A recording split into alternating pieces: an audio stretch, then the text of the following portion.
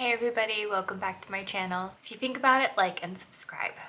I have another story to tell you about living on a Pluto line. It's a little crazy, so I have lupus.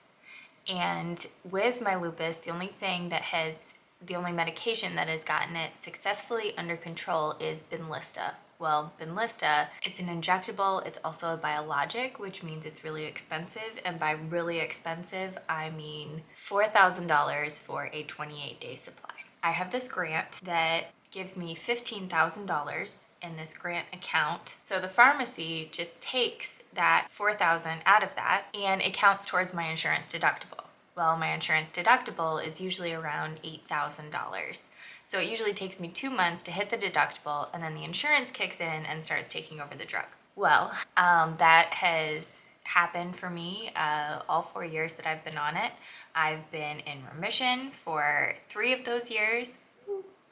And I love the drug. Like, I can definitely feel it if I get off of it for any reason, and I have gotten off of it just over the years for whatever reason. This go round, I went ahead and ordered my drug. It came out of the grant fund. Then I didn't see it going towards my deductible. It still showed that my deductible was like almost completely unmet. So I called my insurance company. I was like, hey, what's going on? And they said, yeah, we don't do that anymore. I'm like, what do you mean you don't do that anymore? And they were just like, well, it shouldn't have happened in the first place. You just fell through a lucky loophole. And if you are not the person paying for it out of pocket, then we can't count it towards your deductible. So that essentially means that I will have 3 months of the medication that is paid for. And then after that, I'll have to shell out $8,000 of my own money to pay for this medication, to pay for this life-sustaining lupus in remission medication before the insurance will start paying for it.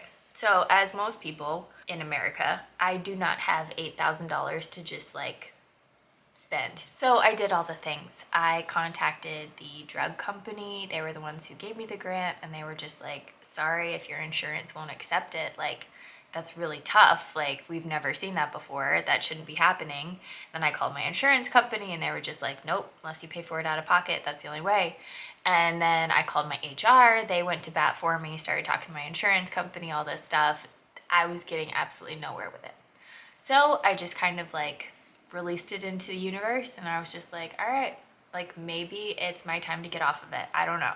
Maybe there will be some kind of research that comes out later saying that it was a really bad thing to be on and it was good that I got off when I did or something. Like, I'm just gonna let it go. So about a month later, I was on my phone just looking at different things, and I'm like always looking for a way to make money. Like, I'm just like, okay, what's like a side hustle that I can do, or like, you know, what's something that I can get paid for or something like that.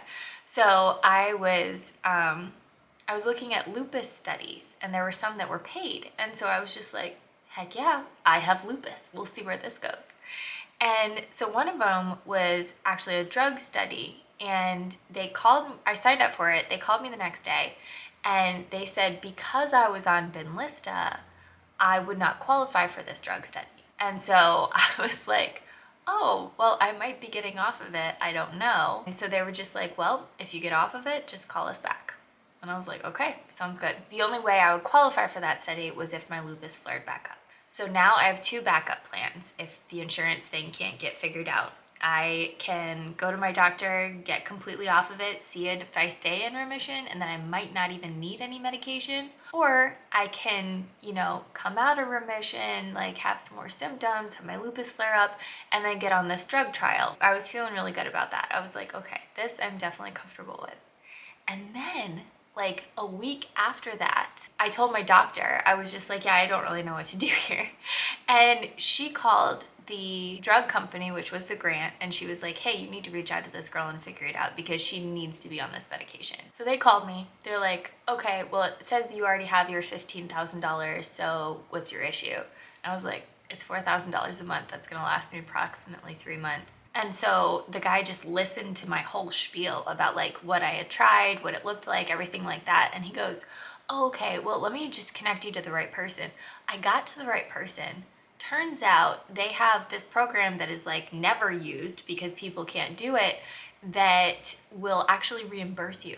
So if you pay for the drug $4,000 out of pocket and you submit a receipt and a reimbursement form, they will send you a $4,000 check. So this works out on so many levels because the insurance company doesn't need to know that they're reimbursing me because it is coming out of my own pocket. So it will count towards my deductible. Number two, I will have paid $8,000 towards medical expenses. That means I can claim that on my taxes and it will lower my overall taxable income by like almost 20%, which is crazy. So not only did it work out, it worked out better than before because taxes next year are gonna be lit. Also, kind of my whole logic behind why I have lupus, like why me, you know, all this stuff. The way I've reconciled it is so that I can go through it, so that other people can go through it behind me and see what I did. Or, you know, I can have like more empathy for other people or be like, hey, you know, I had to go through that too, and this is what I did. And so now that I went through it and I know that about the Benlista program, anybody who's like, yeah, I had to get off because my insurance wouldn't cover it, I'll be like, no. And then I can tell them about the reimbursement program, which I never would have known about if I hadn't gone through it myself. Once again, Pluto Line, absolute disaster, taking something away and then giving it back to you better than it was. So anyway, I'm a huge fan of living on a Pluto line. It's really exciting. You just have to get your mindset in the right place. Like, again, my Pluto line is on my Ascendant line, so every single thing that is like, you know, crazy and then is better and then crazy and then is better is me personally. So not your MC, which is your career, not your AC, which is your home and family, not your DC, which is your partner or your partnerships. Mine is just like me. I absolutely love it because it's just really fun. It's like, okay, what's gonna happen next? Or like every time something crazy comes up, you know, I still feel the emotions. I'm still like, oh no, like this, this isn't good. I don't like this. But if I can get my brain back to where it needs to be, where I know that this is a Pluto line thing, I know that it's gonna be better than it was before, then it's like I can just kind of surf through it really easily and just enjoy the benefits that come from living here. That's all I have to say about that. If you guys have any questions or you guys have any like video requests or anything, I'm all ears. In case you haven't noticed, I'm very scattered. So that's probably because not only am I living on the Pluto line, I'm living on a Mercury line.